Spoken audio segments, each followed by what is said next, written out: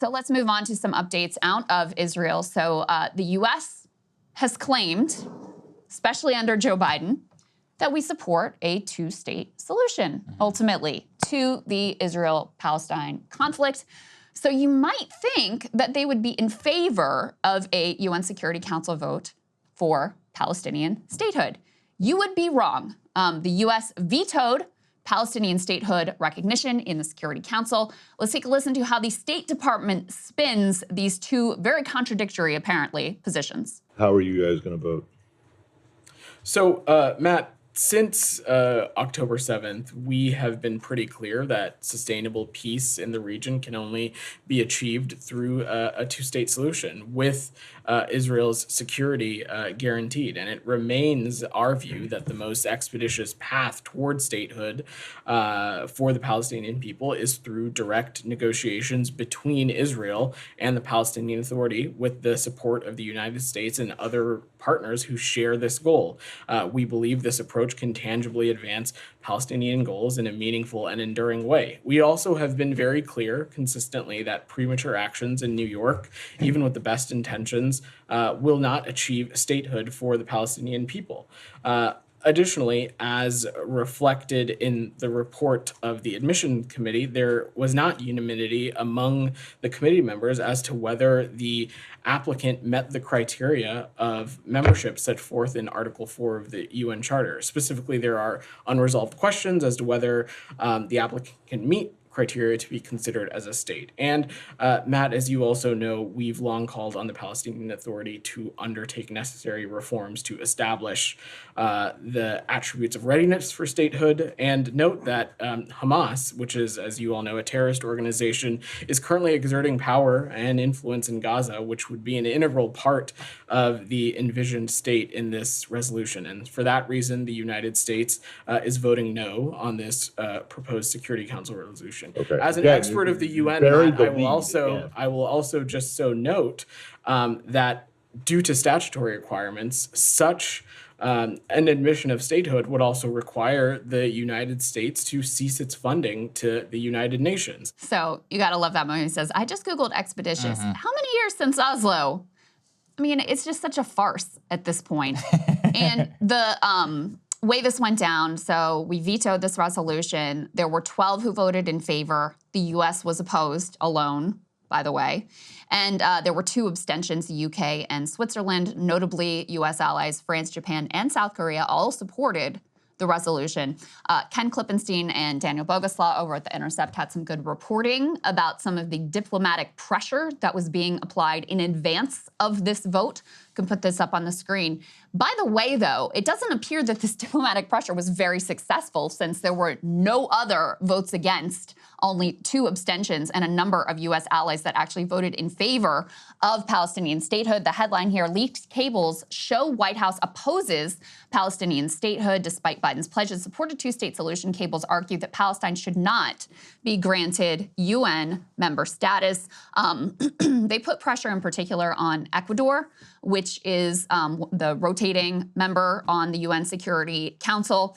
And they said in language very similar to what you heard there from that State Department ghoul, it remains the U.S. view that the most expeditious path toward a political horizon for the Palestinian people is in the context of a normalization agreement between Israel and its neighbors. We believe this approach can tangibly advance Palestinian goals in a meaningful and enduring way. So expeditious approach, in spite of the fact that this quote-unquote expeditious approach has been attempted for decades at this point with no conclusion. So there you go. Okay, all right, very interesting. And this is part of why the entire thing is ridiculous and why Matt Lee really just underscored it, where what is our policy for this war and for this government? We keep saying that the end result of this war has to be a two-state solution. And it's like, well, okay, which one?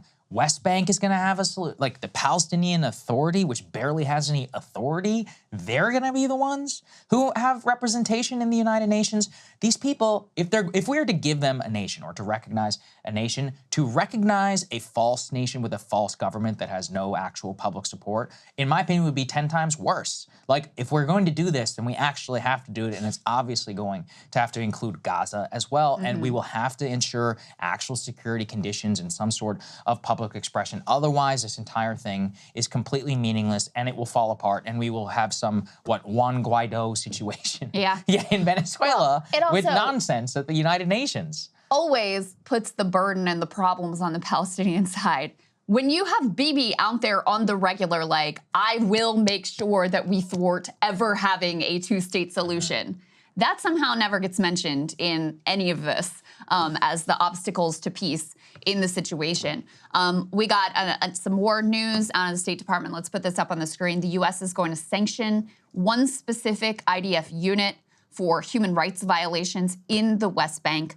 This is pursuant to that, we covered this last week, this ProPublica report that Tony Blinken had been sitting with a report from the State Department panel that is meant to look into human rights abuses that found a number of IDF units and Israeli police units that had engaged in horrific human rights violations, torture, rape, other abuses. And so I guess under pressure, they've decided to do this sort of really, truly symbolic sanctioning of this one unit. I'll read this to you. It says, U.S. Secretary of State Tony Blinken expected to, within days, announce sanctions against the IDF's Netanyahus Battalion for human rights violations in the occupied West Bank. Why it matters, it'd be the first time the U.S. imposed sanctions on an Israeli military unit. They will ban the battalion and its members from receiving any kind of U.S. military assistance or training.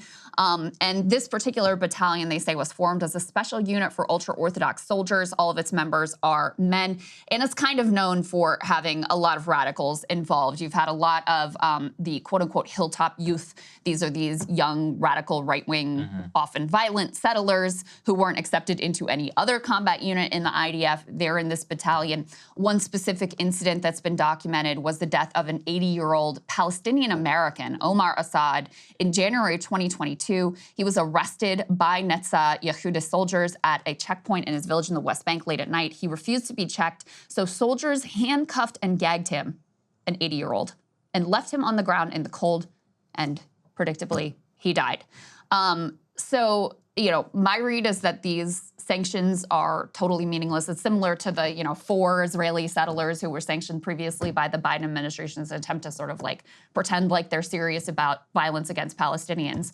But what kind of checks are in place is we're shipping billions of dollars to Israel to make sure this battalion doesn't benefit from any of it.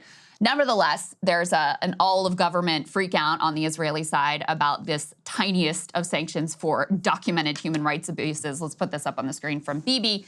He says, and this is the Google Translate version, by the way, so if there's any slight mistranslations, that's why. Sanctions must not be imposed on the IDF. In recent weeks, I've been working against the imposition of sanctions on Israeli citizens, including in my conversations with senior American government officials. At a time when our soldiers are fighting the monsters of terror, the intention to impose a sanction on a unit in the IDF is the height of absurdity and a moral low.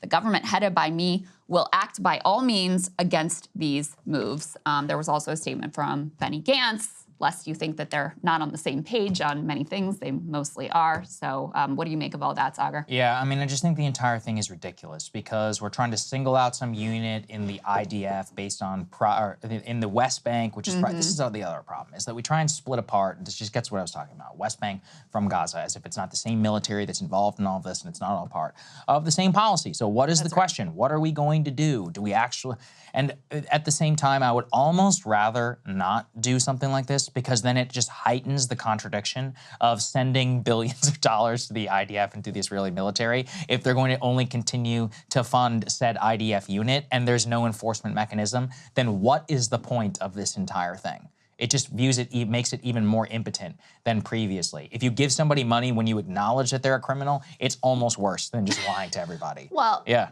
It's a perfect way to pretend like the problem isn't a whole of government policy, that it's a few bad apples. It's a few violent settlers. It's this one particular battalion that has a lot of hilltop youth. Rather than, I mean, we saw first of all, you see the utter annihilation in Gaza. You see the Where's Daddy software programming looking to target families, children, women, waiting for militants to go home before you target them. We see the AI algorithmic generation overall. We see the announcement of a complete siege, starving a population of millions, in some cases to death, okay? And then we pretend like, oh, it's these few bad apples and we're very concerned about it and we're gonna sanction them. So it serves the Biden administration's interest. Frankly, I think it also serves Bibi's interest. This didn't make it in the poll because there's so much other stuff to cover, but apparently Bibi's political standing in Israel in the context of post-October 7th has never been stronger. His poll numbers are coming up.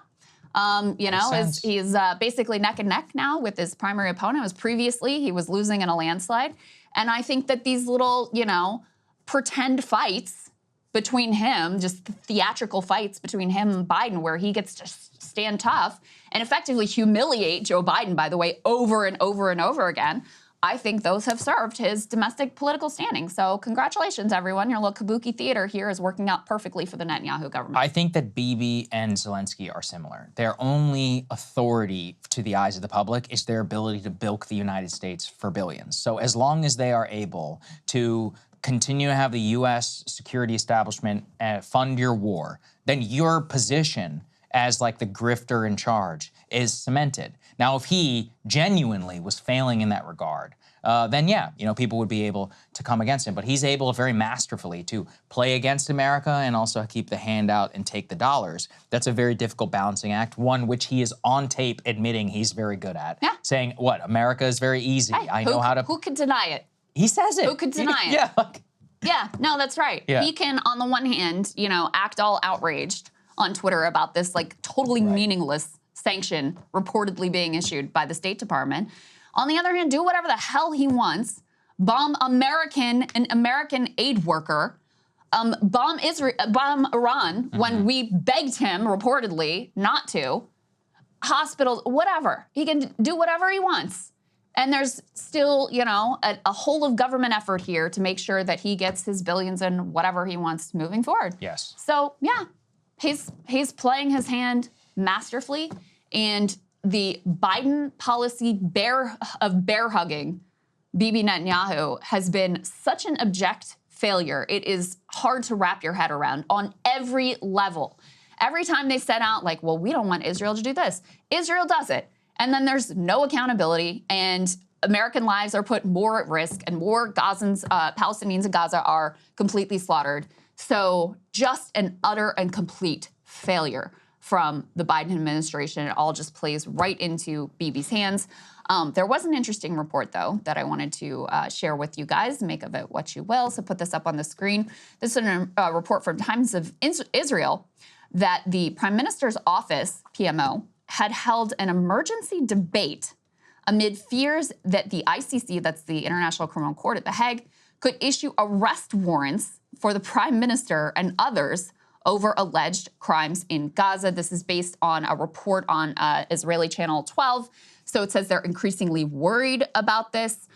3 ministers and several government legal experts heard this emergency discussion on how they could potentially fend off the feared imminent issuing of such arrest warrants.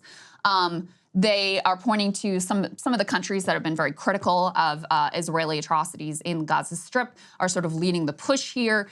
Jerusalem is also trying to apply pressure, whatever diplomatic pressure they can, under the radar to try to avoid this eventuality. And not only did they, and this was noteworthy to me, again, according to this Israeli TV report, make of it what you will, apparently, he also raised this concern in his meetings last week with Britain's Foreign Secretary David Cameron and Germany's Foreign Minister Annalena Baerbock.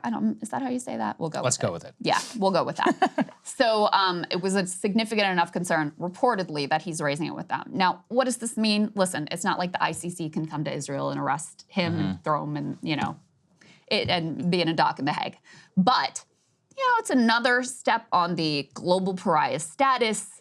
It's could be very influential in terms of global opinion, makes it more difficult for, the U.S. enablers to support the things that he's doing. And also, it really constrains your freedom because now you can't go to one of the countries in the world where they, do support the ICC actions because you could actually get arrested if you set foot in one of those countries. Yeah, I mean, no, that's actually the big. I mean, there's a couple of ways we can look at this. One is like, do I think he's actually going to get arrested? No. But does it at least put pressure on the government? Yes. The other option is that we will just see the ICC, signatory fall apart because he would travel to a party nation and they won't comply with it. We'll see, exactly how that all plays out. But regardless, again, this is just a core theme of like all of our discussion is that in the interim, things are going in Israel's way. But in the long term, 20, 30 years from now, there certainly are not. And this is another example. Don't even take my word for it. Yuval Noah Harari, who I've got some issues with, but he wrote the famous book, Sapiens. He's the not really a scientist, whatever. It's a separate conversation. He wrote an excellent piece. I recommend everybody go and read in Haaretz, where he makes this exact same point because he himself is kind of a chief arch globalist. And he's like, we have a real problem. We have delegitimized ourselves in the eyes of the entire world. And for decades now, we will have problems both diplomatically for our citizens as they continue and think about living abroad. And, any idea of legitimacy in the eyes of the world has significantly gone down. And that's just not something that you really move away from. And I think this is just like tip of the iceberg on that broader problem, regardless of whether there's enforcement or not. It almost doesn't matter, for the future of what future free trade agreements look like, reciprocal tourism, willingness to do business, willingness to receive a prime minister and popularly. Those things honestly matter even more to a certain extent for the future of Israel and for the nation. Look at the way young generations of Americans. Yes, that's right. Have changed everything. Yeah. It's not going back. Right? Millennials, Gen Z, they're not going to view this the same way that boomers and silent Gen did. It's done. I mean, we're covering the freak out over these Columbia protests and what the hell's going on there. The real story on those protests is just how overwhelming the sentiment among young people is against arming Israel, against their view and mine, and the ICJ finds it plausible that they're committing genocide with our tax dollars, by the way, helping to fund the weapons that are 2,000-pound bombs being dropped on refugee camps, et cetera. People don't forget, this is a formative political experience for really millions of young Americans. So in terms of future generations, I don't think there's any putting that toothpaste back in the tube, but unfortunately, that takes a long time to come to fruition. And in the meantime, you can see from the numbers in the House how slowly things actually change. Hey guys, if you like that video, go to breakingpoints.com, become a premium subscriber, and help us build the best independent media organization on the planet. That's right. We're subscriber funded. We're building something new. We want to replace these failing mainstream media organizations. So again, to subscribe, it's breakingpoints.com.